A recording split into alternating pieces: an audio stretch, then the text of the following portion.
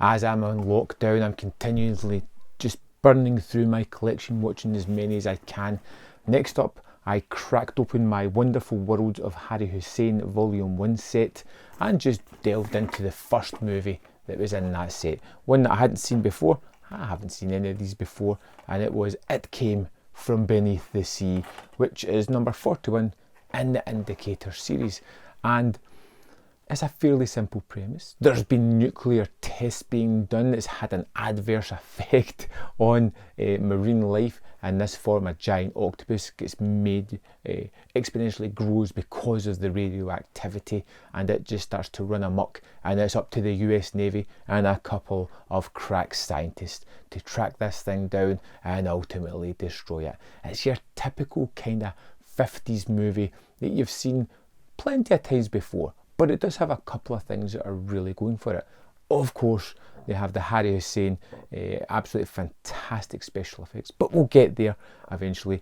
We've got the three main characters in this one. We get two doctors and we get a naval commander who are going to be our trio of characters. Now we have Leslie, which is the biologist, who is just an expert in her field. We have our Dr. Carver, and we have Pete, the commander of the Navy. And Leslie really kind of attracted to this other doctor who is a genius in his field. The commander is really attracted to Leslie, and you get this whole kind of love triangle that really isn't one all the way through it. The main character is Leslie, and I didn't know that at the start. It doesn't really feel as if it settles into that until midway through, because it feels like a three-piece of these characters, but she's most definitely the driving force of the movie. And to have someone that's so strong-willed, smart, intelligent, female character in the 50s in this kind of movie was just wonderful to see how she just decimates and owns almost every second of screen time that she has.